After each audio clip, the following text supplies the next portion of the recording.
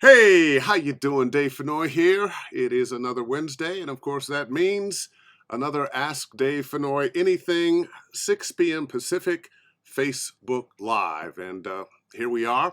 A reminder that all of these live on my YouTube channel, Dave Fennoy Voiceover Training. And if you're interested in voiceover lessons with me, private coaching, or classes that I'll be giving, stop by davefennoy.com. You can book yourself for lessons and so forth and so on. Now, let's get to our guests. I am so proud to say that the guests I have today, a couple of the most talented people I know, a couple of the nicest people I know. Well, without further ado, let me just bring on Chuck and Stacey and say hello. And there they are. And oh God, you guys got to move a little bit closer. You know what I'll do? I'll do this. Okay. So How's that? yeah, there we go. And I'll unlock that, and I'll just move me there, and we'll have you guys like that. That'll Just put you in front of my face, and then everything will be just perfect, Dave. There you go. There you go. I want to be Dave Fennoy. How are you guys doing? We're doing fabulous, buddy. Oh, fantastic. Stacey, for what, 15 years, you were the face of and voice of many things Disney. Chuck, you've been producing great demos in every category for a long time. Plus, the thing some people might not know about is killer rock guitarist, songwriter, Rock Suger, and just such a nice guy. We were talking a little bit beforehand. We all met at a party, and I just remember, wow, this is the coolest looking rock star couple walking through the door. And, you kind of expect, hey, man, I'm a rock star, get out of the way, whatever. And you guys were just so nice. Just so nice. But anyway, enough of that. Let's get down to business here. You're so sweet. Stacey, because lovely as he is, you are the lovelier of the two. Aww. How did you get into voiceover? I read this thing. You went to Juilliard, and you graduated with a degree in dance. Yes, my whole first life was as a dancer, choreographer, dance teacher, and I started doing on-camera work when I was working, teaching at the Performing Arts High School in Louisville, Kentucky. And I looked young, and so they thought I was a student. And so I would get cast in different on-camera projects. And so I started doing commercials and theater and TV and film, and then it just morphed into more and more. And then I ended up moving to North Carolina, and that's where I got the Disney opportunity. North Carolina? Yes, Charlotte, North Carolina. Charlotte, North Carolina. Yes, come on, get down your there, southeast. Yes, and so I lived there for a couple of years, and that's where I got the opportunity to become basically the face of Walt Disney World and Resort TV and all of that. And so that 1 year gig turned into 15, and it was a catalyst for me to move to Los Angeles because I got an opportunity to host this documentary. And that just brought me to LA, and I was like, why not? It's a big pond, and I like to swim, and why not? So I came out to LA, and I really believe the universe had the plan of Chuck, because I met Chuck 2 weeks after I moved to Los Angeles. Oh, wow. And lucky so for I think, me. I was about to say, you are a lucky man, Chuck. he actually, I started doing voiceover when I got to LA. I was doing on-camera TV and film and hosting, and then I started doing voiceover, and that's how I met Chuck. And many of my longtime friends have known Chuck for a long time. So we had mutual friends we didn't even know we had. Oh, boy. And they were like, oh, if you need a demo, you need to go to Chuck Duran. So I remember very vividly our first meeting. And for the record, nothing but professionalism ensued What were for you a couple thinking, of Chuck? years What were you there. thinking, man? Yeah. I And had to play it right, man. he actually gave me my first voiceover gig because he was producing a lot of commercials and I didn't have an agent yet. And so when I met him and he cut my demo, he's like, wow, you're talented and I need a voice with your sound and all of that. So I started working with really veteran voice actors. New to LA was I, and I got immersed in this whole incredible just group of people that he used a lot and his clients and producers used a lot. So that was just an amazing entrance into the voiceover world. And then I got an agent and then things went on from there. And so, voiceover, I've been doing voices my whole life. I realized I was doing voiceover long before I knew what it was. My family, as you know, my family love and adores you and your family. Aww. So we've been doing voices and characters and improv. I mean, my dad can take an improv all the way to the bank and beyond, and so I was doing that and listening to radio plays, and we would listen to all these things. And so I realized, my dad was always doing accents and dialects, and my mom. And so I think it's always been a part of my life. I just didn't I was living my way towards it through dance, through theater, through on camera. And so now it's really my mainstay, happily. I mean, I love obviously doing our web show. But I love the complexity of voiceover and the creativity and the opportunities that normally a 5'2" female may not have. So that whole modeling thing wasn't going to work for you. Well, it was a very short runway. I did do fitness modeling and I did do some catalog modeling because they tend to like more diminutive. Yeah. But the runway thing wasn't happening for you. Yes, Paris Fashion Week was not knocking on your door. No, sir. Let me I did not get my mother's long legs. Yeah. No. And your mother and you are lovely just like your mother. I love your parents. Now let's flip over to the other side. Chuck, where are you from?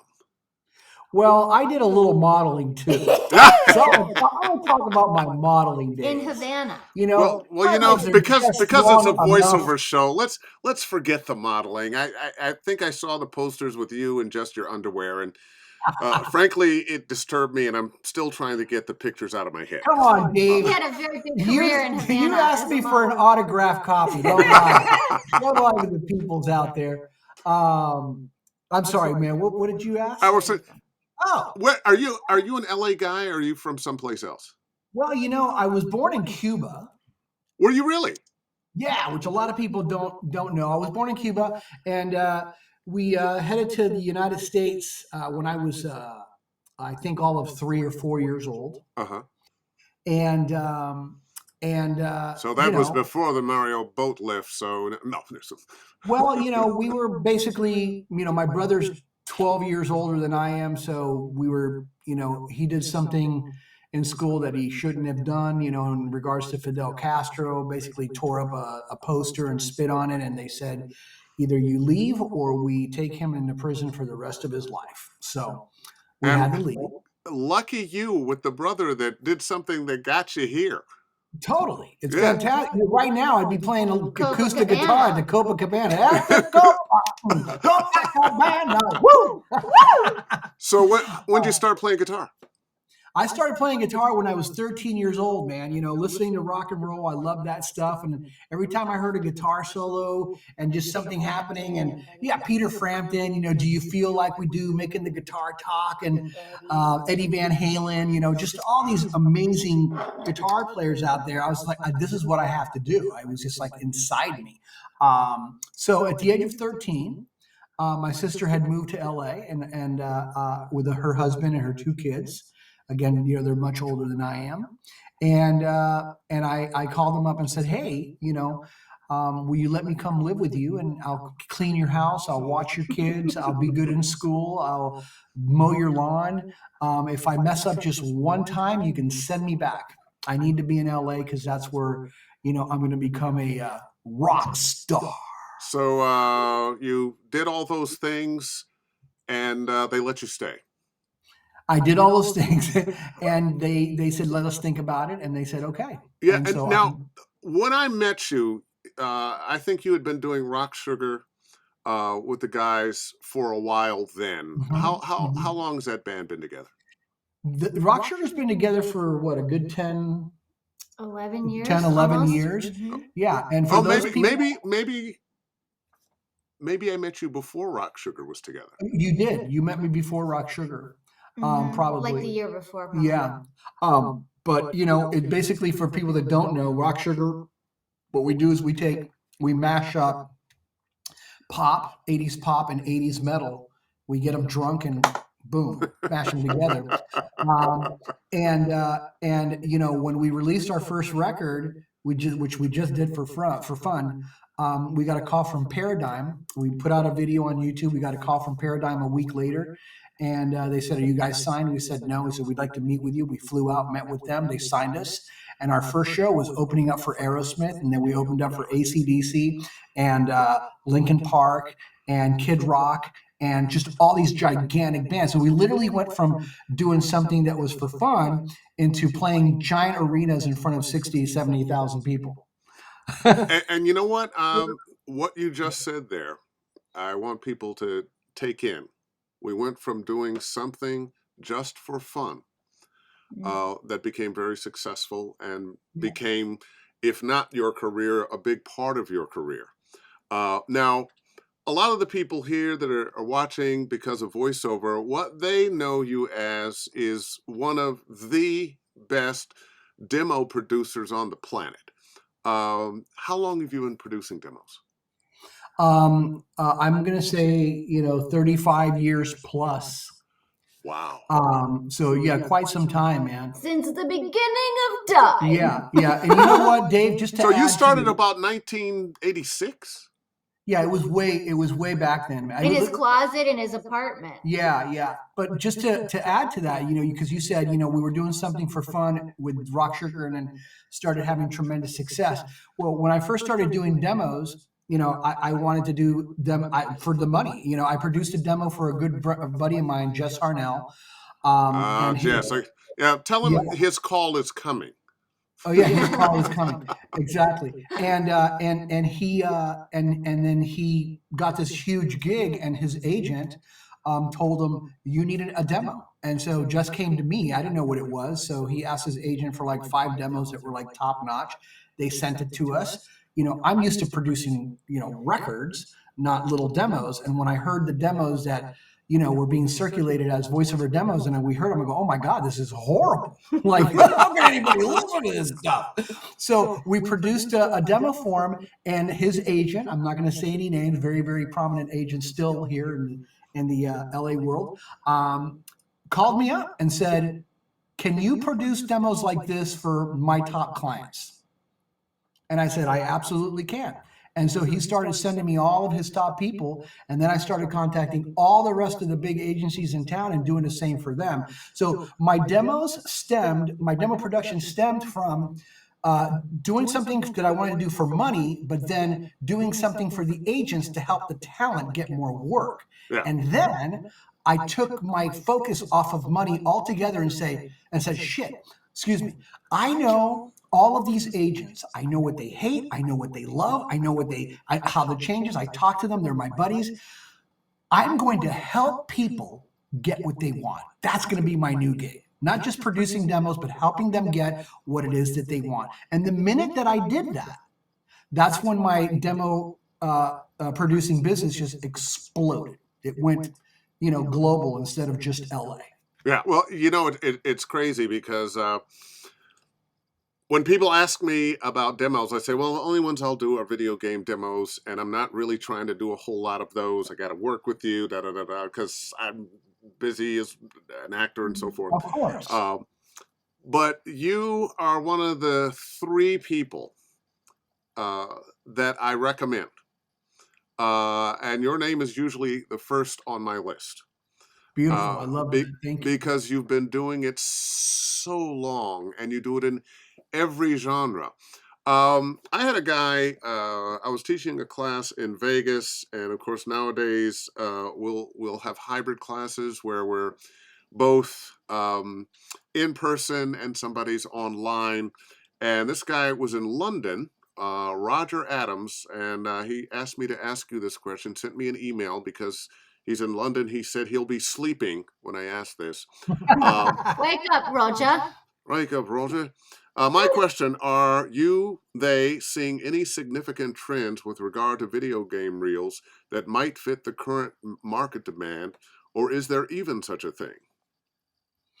Well, I mean, listen, I think that there is, trends are trends and they're there for a reason. Just like, styles in clothing go in and out, cars, they change, gas cars were really popular 10 years ago. And now, electric and hybrid are the thing, right? Yeah. So things do change. I mean, it's still a car, but they do change. So, doing voices, whether it's for commercials, promos, video games, animation, it's still voiceover, and you still have to be great at it, not good. Good. I always tell people good is invisible nowadays. So if you're good, you're invisible. You need to be great, right? That's where you stand out. So the things is that a buddy of mine always told me once a long time ago, and he says, those that know how always end up working for those that know why. And that really stuck with me, because what it really means is this. Okay, so you know how to be a voice actor, but do you know why you are a voice actor? Do you know why producers search for the voices that they search for certain games or certain commercials? Why are they casting what they are casting? The why. Once you start digging into your craft and figuring out the why of it, that's when you start exploding, because now you can become a piece of the puzzle to finish the product. So, and that's what I mean about trends, is that it's always changing. So the more you listen to brand new video games that are coming out and listening to the performances and what they're casting and the archetypes that are being casted, whether it's female, male, whatever, and really get a sense, like, for example, cartoons, right? So 10 years ago, everything was really cartoony, and like all these like super cartoony. Now, almost every cartoon is not so cartoony, not overly characterized, like keeping it real. And so there's a trend right there. But when you listen to the cartoons, you still hear cartoon voices, but there's a limit, They pulled back. Exactly. So you just need to know. Or it's usually like a guest role. It's not necessarily a series regular. But I mean, Dave, with video games, that it's very theatrical. The performances are nuanced. It's not over the top. It's very Well, when you said cinematic. theatrical, when you just said theatrical, I was thinking you meant something else, but you are meaning exactly cinematic. So you can have performances that are smaller, that you can take your time. And is that Mo behind me? Come on. Go Mo! I just want to say hi. Beautiful. Hey, oh, look, the ratings just went up. She rarely does this. But when I told her you guys were on, she said, "Oh no, I'm coming and I'm going to say hello." Oh, are you making your favorite chili? Bye. I love you guys. Bye. What a sweetheart. Oh, that she is. So now, I was reading on your bio that you sent that you clearly can't write everything. So Stacey, you end up doing a lot of writing on a lot of these demos.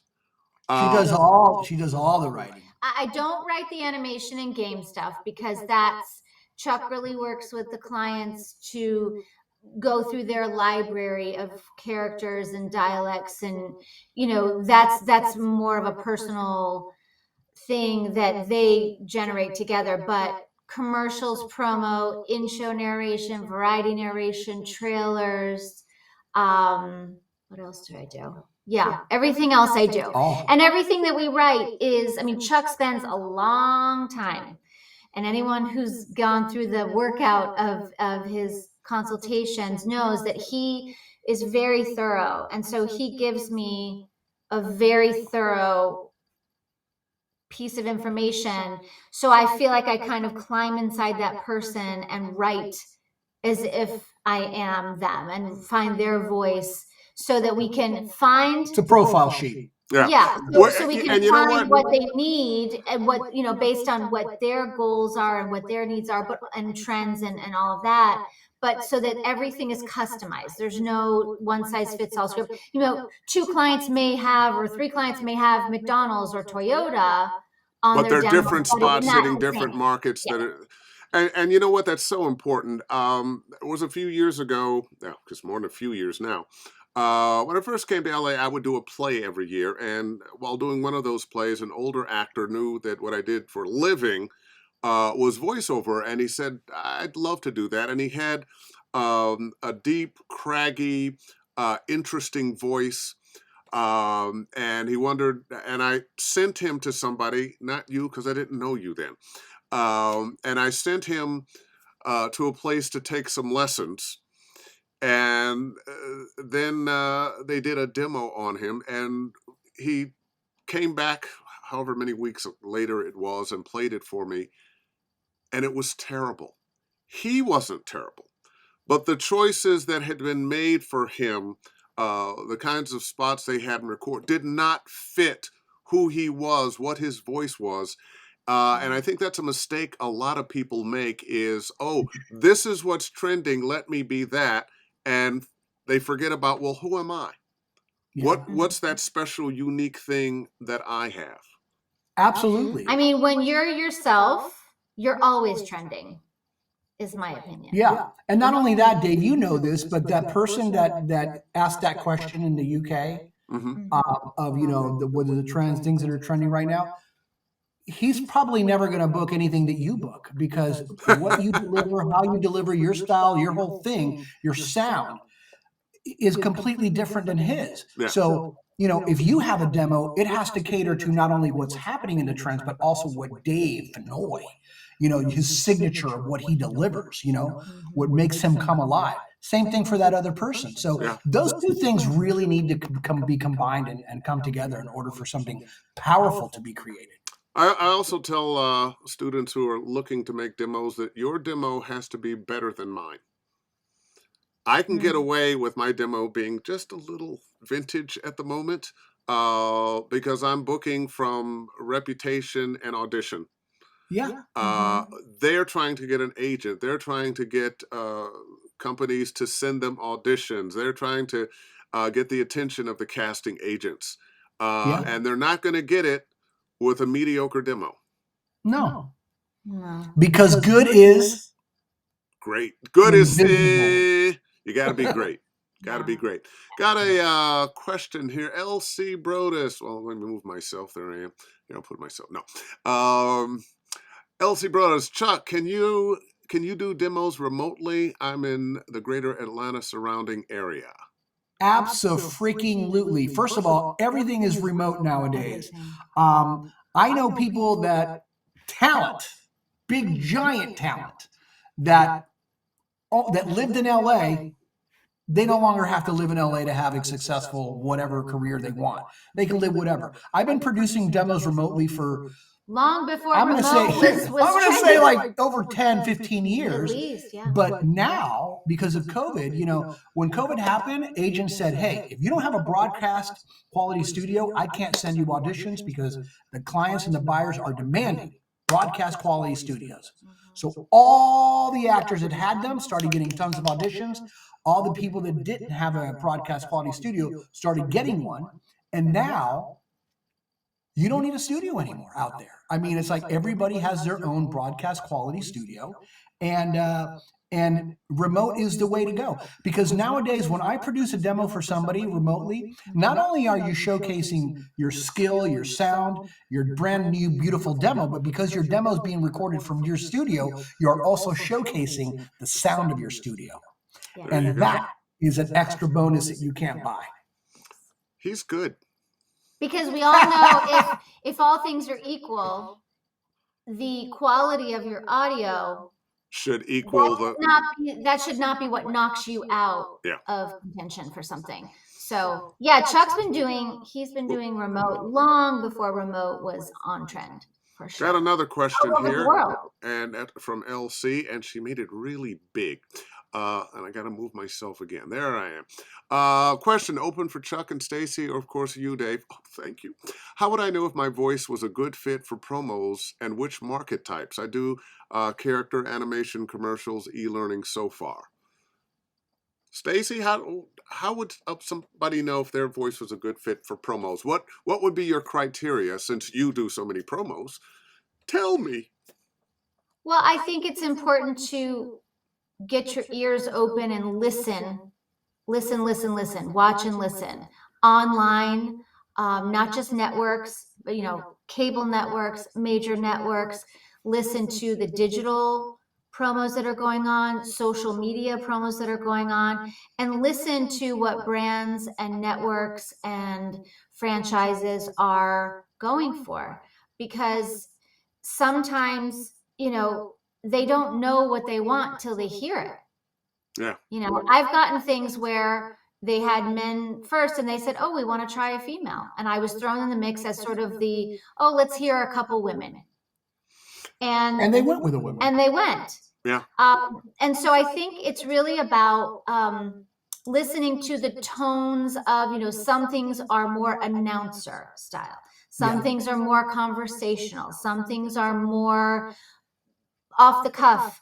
And so I think it's having familiarity with what's out there and becoming versatile in those styles of promos, because again, promos are just mini stories. Sometimes they're 2 seconds, 5 seconds, 3 seconds, 20 seconds, but they're still storytelling. So I think it's about capturing the ability to be a part of the equation and not making it about you, because the promo voice is one piece of it. You are there to support, we all know that radio promos are a little different than TV promos, but you're there to support the other elements. You're not there to pull the focus away. You're there to it's like cooking. You're adding the seasoning that it needs to go, hey, listen up. Don't turn the channel or don't walk away. And so I think it's about really because we got something to say.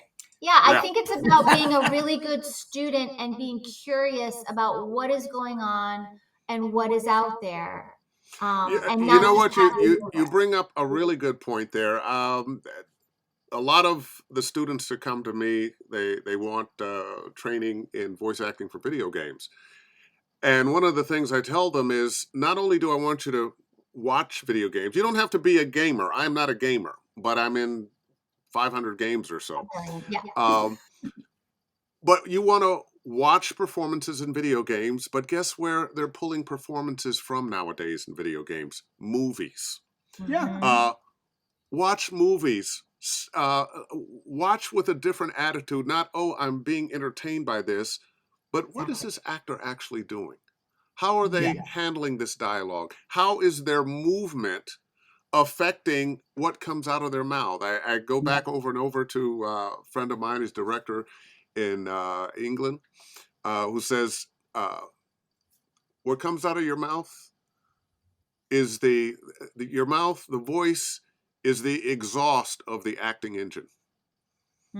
So you want all these other things, your thoughts, your feelings, your movement, your relationship, and let that formulate there and then let it come out here. So watching promos, and with so many different kinds of networks and cable stations and apps now, that are, well, we're into sports here, we're into home decorating here, we're into cooking over there, we're into fashion over there, we're into history over here.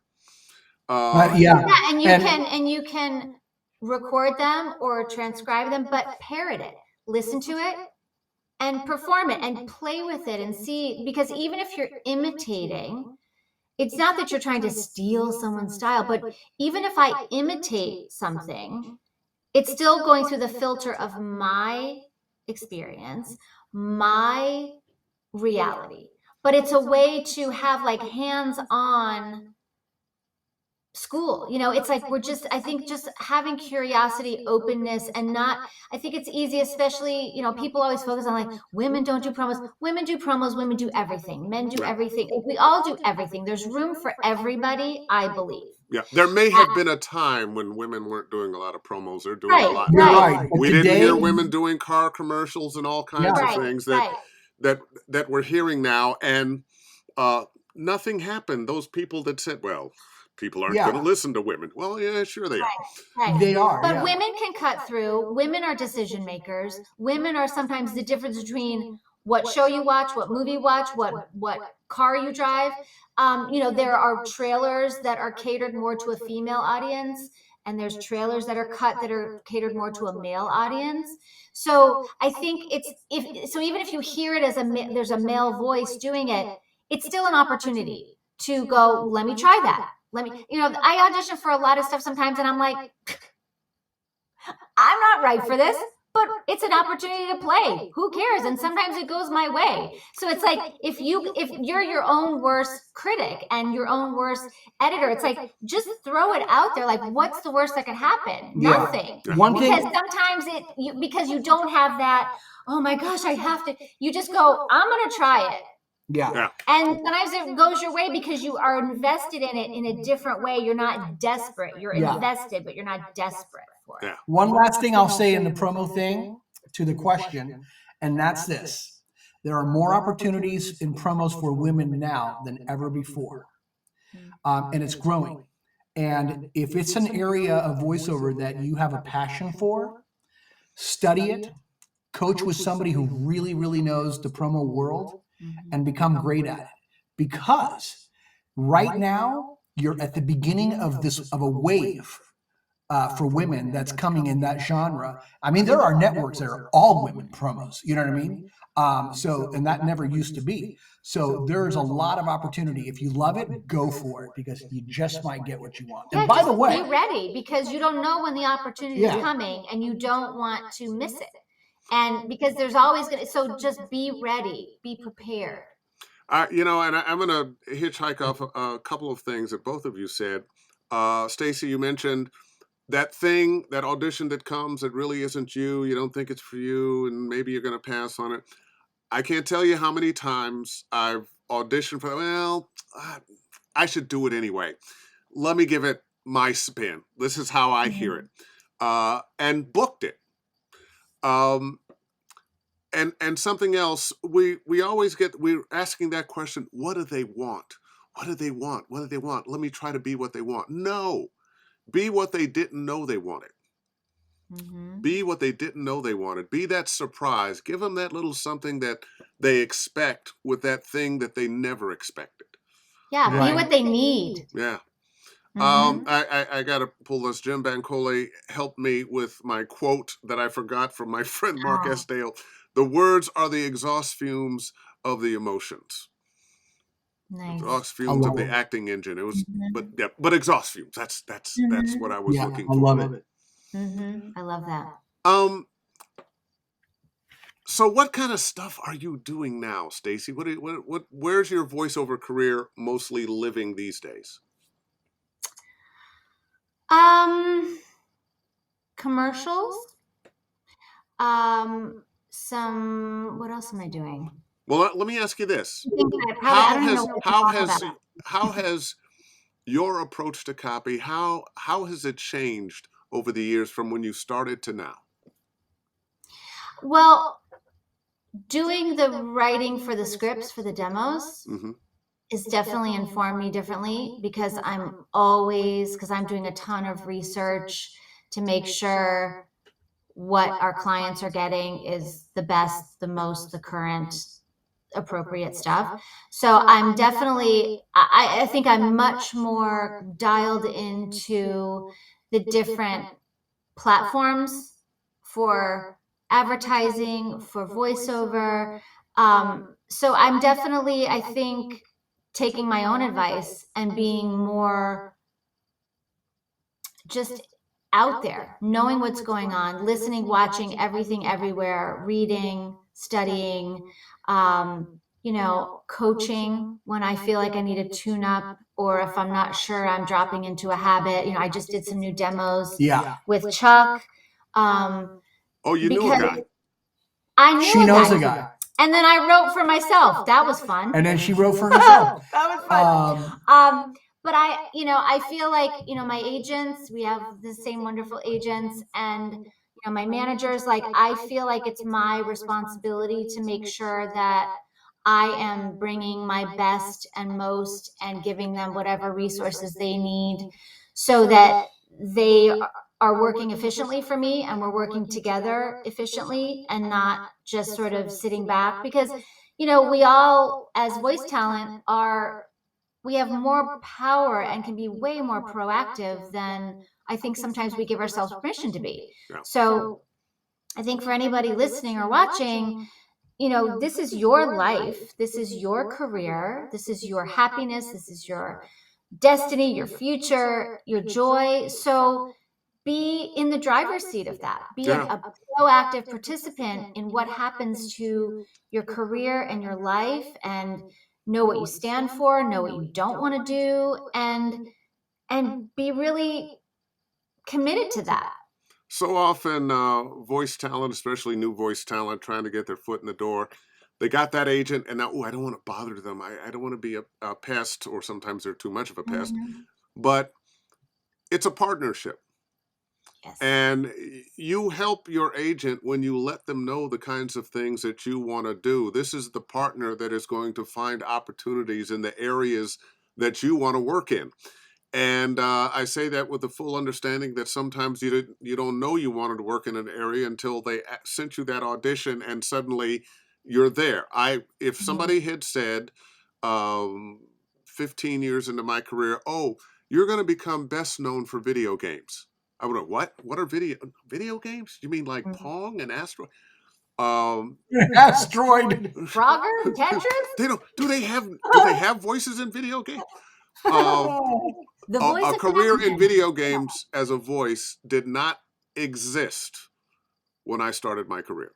And there are going to be some areas of voiceover, just like we have new areas now that did not exist 10 years ago, that are going to exist. So show up, be interested, do the work. And Chuck, when you're talking if I about... could just add, Dave, I think it's important for people to, know that your agents, your managers, they should be on your side.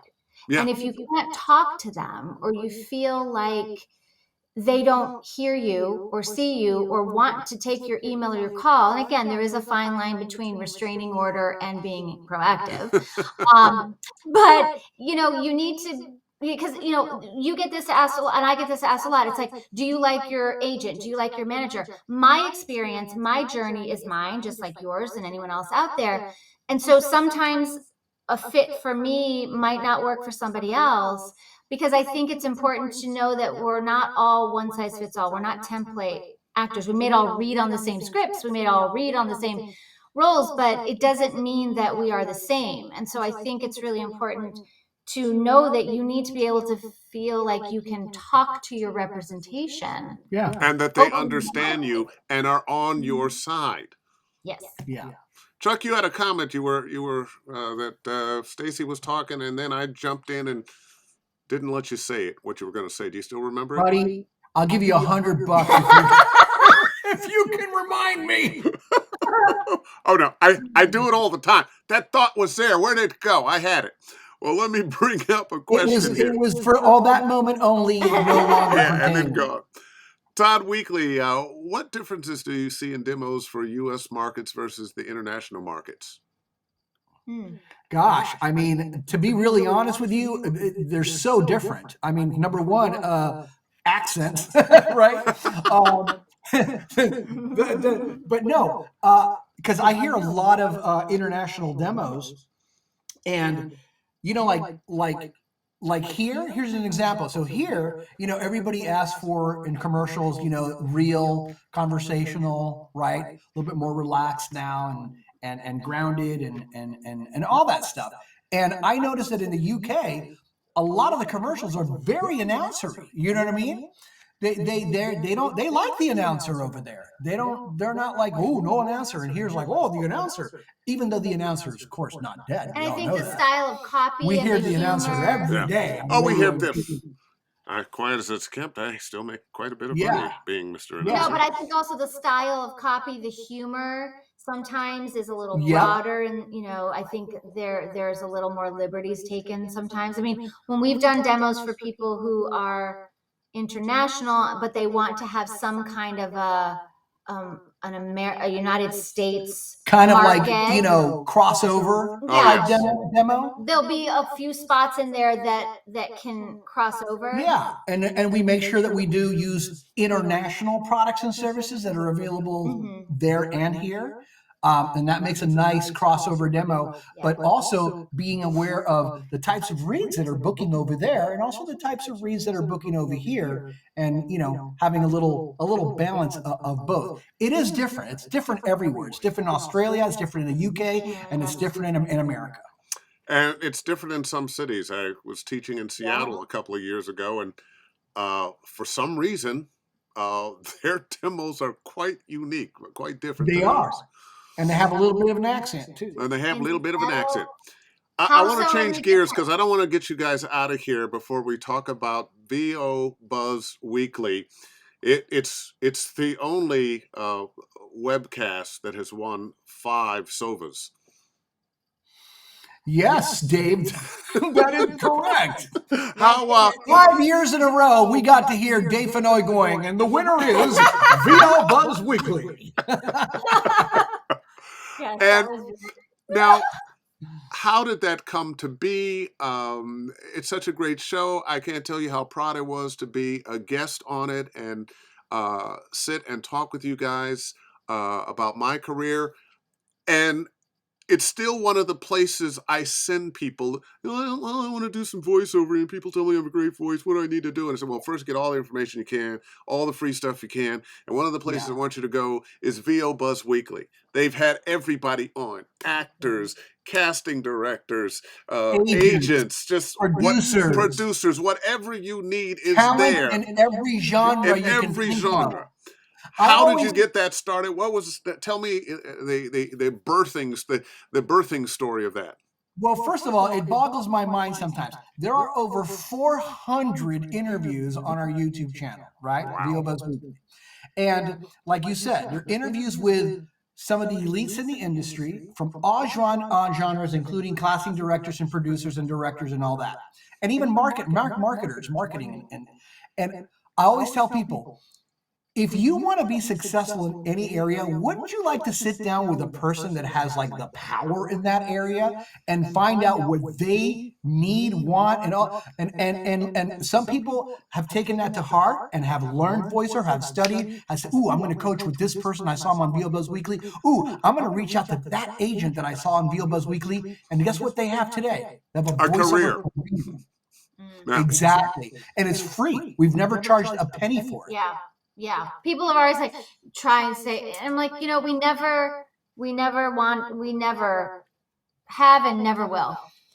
Yeah, well, it's like this, only with better production. I do this live off the cuff because I enjoy it, and it makes me feel good to bring people like yourselves on and share information and hopefully help somebody take that next step in whatever it is they're doing in the voiceover world. Yeah. I mean, not only that, Mo needs at least an hour every Wednesday to herself. So she's like, go do something, Dave. Go in that room and talk to yourself. Go, she says. Go, she says. So, over 400 shows. What's new? What's going to change as we come up on 2022? Wow. Time flies. Yeah. I'm sorry, Stacey, I interrupted you. No, that's okay. No, we had started in 2010 because we wanted to do a project together. I wanted to host something that allowed me to be the kind of host I wanted to be, to look and sound how I wanted to sound, because I was getting offered things that I just was like, I don't want to talk about this. I don't want to, act like I'm this or that. So that was part of it.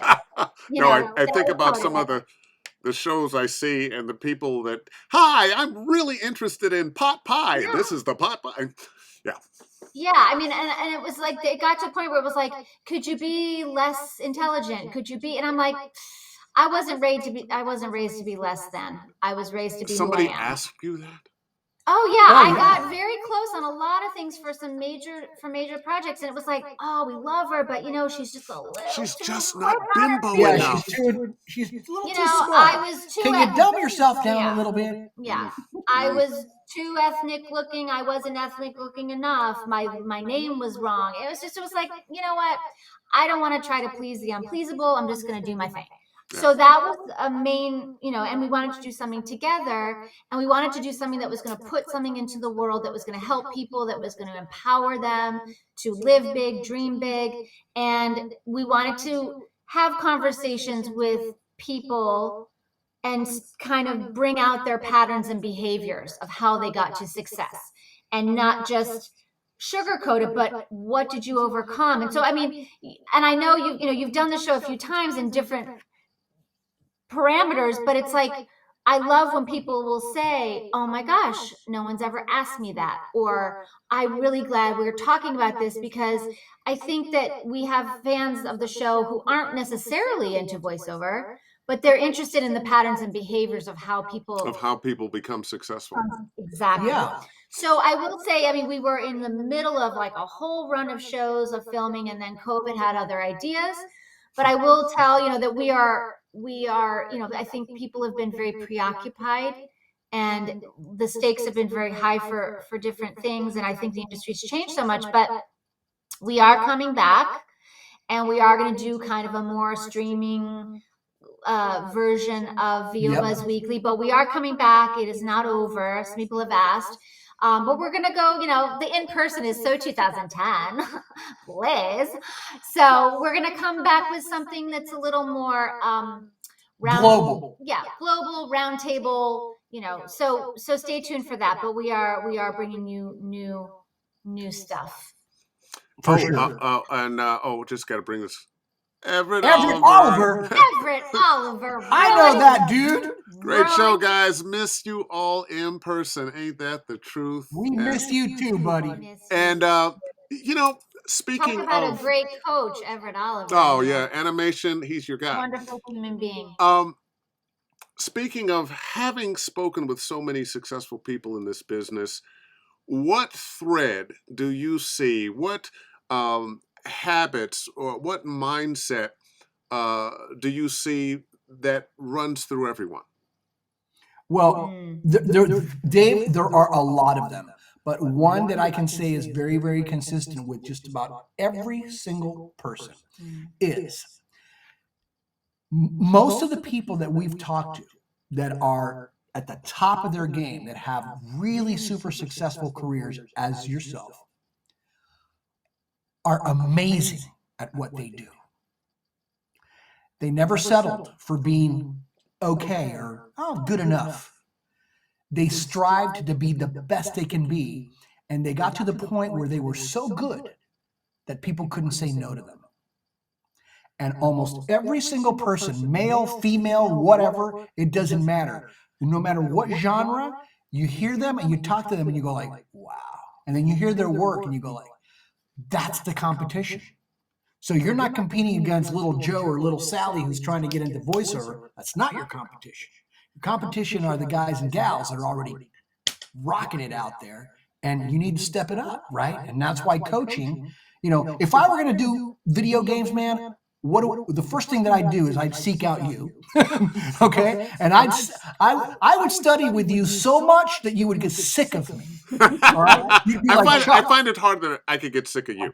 You'd be like, Chuck, please, I need a life. I can't just coach all the time. I'd be like, no, Dave, please, I'm getting so good. Okay. And then I'd coach with somebody else who was amazing with video games, and somebody else, and then a video game director. And I'd get you see what I'm saying? I see exactly what you're saying. You need to do that. You need to work really, really, really hard, because in this business, if you treat it like a hobby, it costs you money. If you treat it like a business, it'll pay you like no other business. All right. Well, I got a question here. And I would add too that in general, tenacity, persistence, and listening, trusting, believing in your own truth, your own voice. If you believe that this is what you must do, like you need to breathe. Yeah.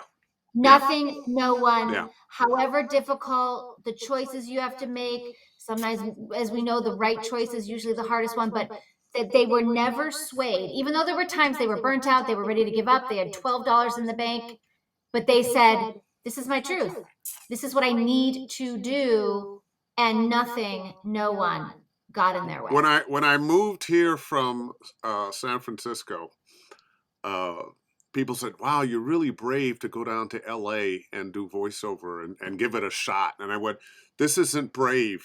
This is necessary. I can't do anything but this." Yeah. I got a couple questions or a couple comments here, but I don't know who this guy is. Joe Cipriano? Oh my God, Joe Cipriano. I'd like to know who Chuck and Stacey think is best Phase 10 player.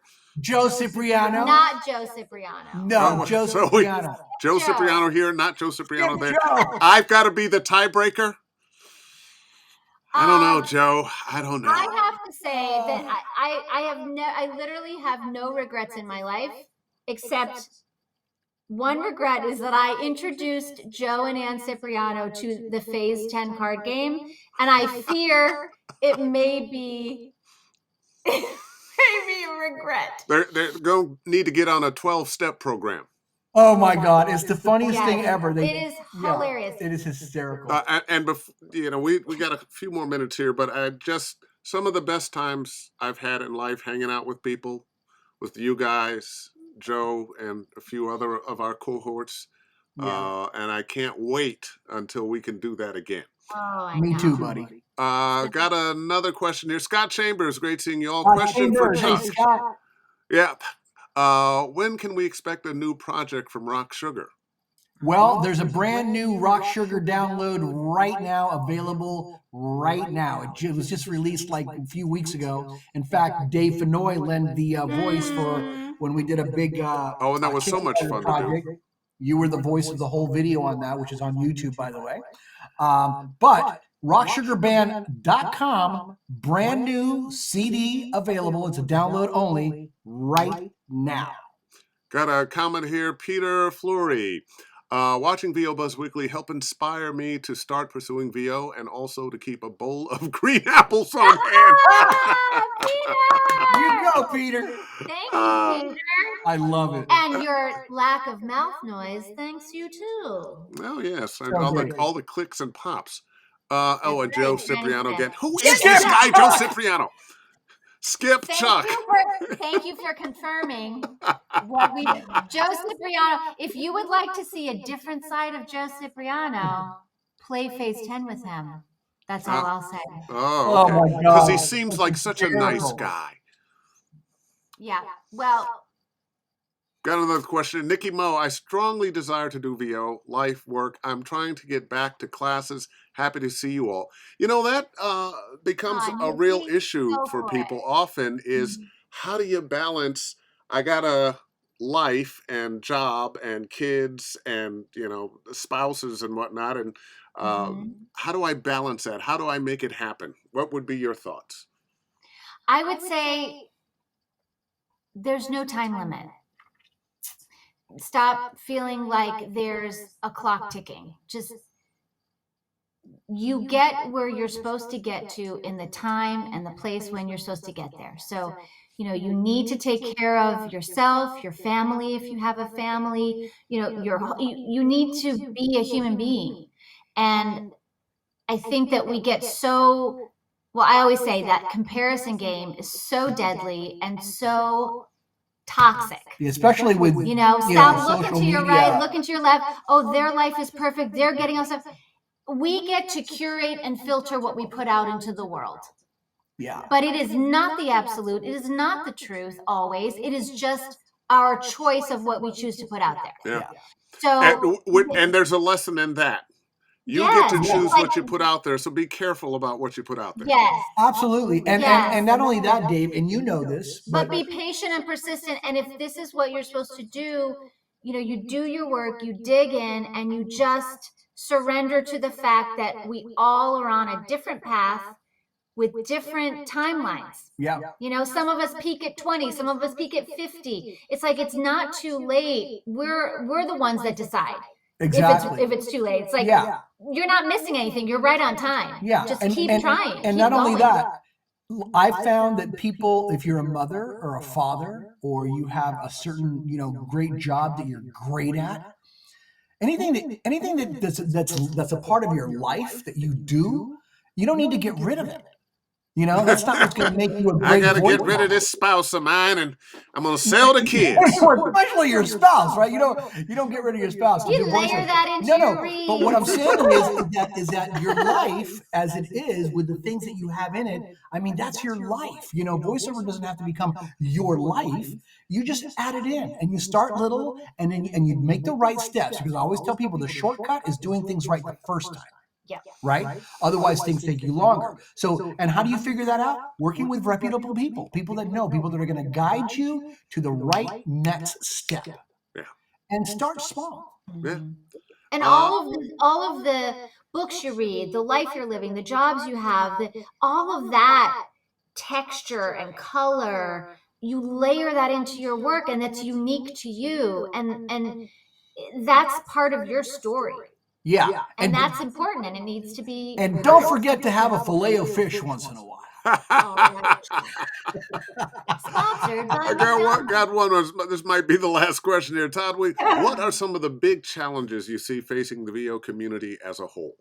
Good question, Todd.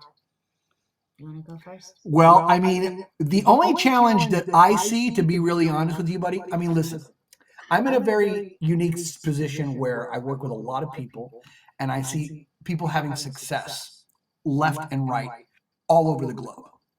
So whenever somebody says, "Oh, it's too this or it's too that or it's too much too competitive and blah blah," I always say, I got 5 emails today from 5 brand new people that are making it happen, and they're literally like going crazy because things are rocking and rolling. So the challenges are within oneself, because there are more opportunity in VO out there today than ever before. You don't have to live in one little place. You can live in Alabama in a little freaking home in the freaking woods, as long as you have Wi-Fi. And see, that becomes a problem. Do they have the Wi-Fi in the freaking woods, in the woods of Alabama? You can be like tremendously successful in this business, So if you feel like you're being held back, maybe you're holding yourself back. More opportunities today than ever before. Go for it. Mm-hmm. Yeah, and I think finding the balance, because I think it's easy to get burnt out and fatigued because there's so much volume of information. We're kind of in a 24/7, 365 business, especially now because everything is remote, different time zones. I think that just not limiting yourself to, you have to live in a certain place, or you have to sound a certain way. But I think it's like being strategic. It's like trying to take your whole plate of food and cram it in your face. Yeah. You have to take it a bite at a time. Yeah. And make sure that each step is progressing you in a good direction towards, like figure out, it's almost like backwards thinking, like, where do you think you might want to go? What are some goals? And then you sort of backwards think and go, here I am now, and this is where I want to get to. How do I action my way towards that? And know that it's not going to happen in a day or a week or a month. And I think we're in the instant gratification society where it's like, I tried for 15 minutes and it didn't work. Well, you might need to try for 15 more minutes or 15 years. I am reminded of the question. How does one eat an elephant? One bite at a time. Bite at a time. Hey, Dave. First of all, Stacey, you're the most intelligent person that I know. Oh, well. And I love you for so many things, but mainly for being the mother of our child. Oh, no. Which I would like to introduce to everyone. Ladies and gentlemen, this is Chuck. This is our little boy, Chucky. And, he comes out during this month of October, and he's a And good boy. only during this month of October. Yeah. And there's his name right There's there. there's a face only a mother could love joke in there someplace, but Exactly. far be it from me And to. not only that, Chucky is getting into voiceover and he's booking. He's booking. He just got an agent and a manager. And what's he sound like? Chucky, can you say a few words for us? He sounds great. He can sound like anybody. He sounds a lot like Dave Fennoy. Uh-oh. Like Where's that baby. He's like baby God voice. Baby God. You're not a And well now- man, and that's one of the reasons I love you. We are a flavor of crazy that is very tasty. Yeah, absolutely. Absolutely. Dave, can I just say something to close? Absolutely. I know we're running out of time. Buddy, I got to tell you, man, you're one of the most incredible people that we've ever met, and we love you and we love Mo.